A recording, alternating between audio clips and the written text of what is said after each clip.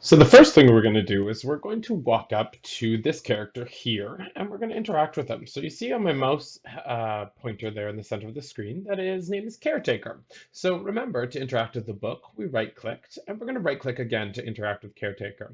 Now he's going to tell us that the villages need help, but he has a small friend, the agent, who will help you through the power of coding.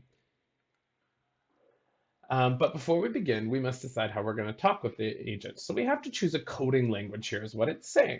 Remember that you can always read any of these statements in immersive reader, so you can have it play it out loud for you, just like I showed you in the last video. But we want to pick what language. We have blocks, block-based coding, or Python. Blocks, what it does is it gets rid of a lot of the symbols and makes it easier to connect pieces of code like building blocks. Python, instead of having blocks that you put together, you have to type everything out. So it is quite a bit more challenging. We're going to be recommending blocks and we're going to be taking the blocks route. But if you are junior high, high school, Python is definitely an option. And even some of the upper elementary grades, it is a lot more difficult and a lot more work to get the code built. Whereas blocks, you're dragging and connecting blocks. Python can be quite a bit of typing. So do choose carefully which one you want. We're going to be using blocks for this demo. All right, so now we are he's going to tell us that we can press C to get into our coding. So that's the important part here. We're going to code the agent. It says right here, try coding the agent to move 4 spaces forward to the gold block. Make sure you're reading things because it does give you instructions in this lesson. Next, it says press C or tap the agent icon when you're ready to get started. So I'm going to tap C when I'm ready to get started. He was orange before, telling me that the caretaker had a task for me. Please notice that he's green now, which means I have talked to him and gotten my task. Now you'll see when I press C, he said that I'm going to try to make the agent, who I don't see the agent yet, move onto the gold block. Well, that's because I have to press C first to get my agent to appear.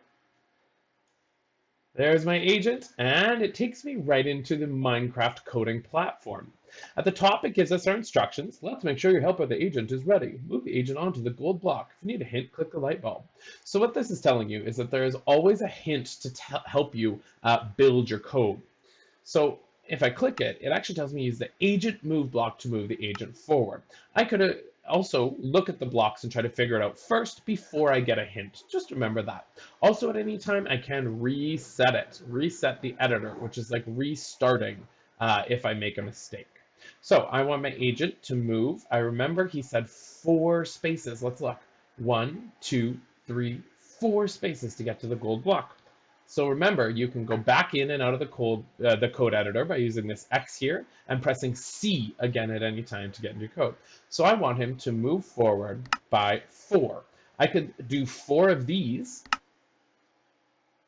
or if you look at the code carefully, I guess I should explain how I'm doing that as well. I'm grabbing these blocks and inserting them. You can also grab at a certain level and it'll take everything below it. So if I grab right here, it's going to take these both below it. It's going to leave this green one because it starts first. This is how block-based coding works. So if I grab this, there we go, I can throw that out.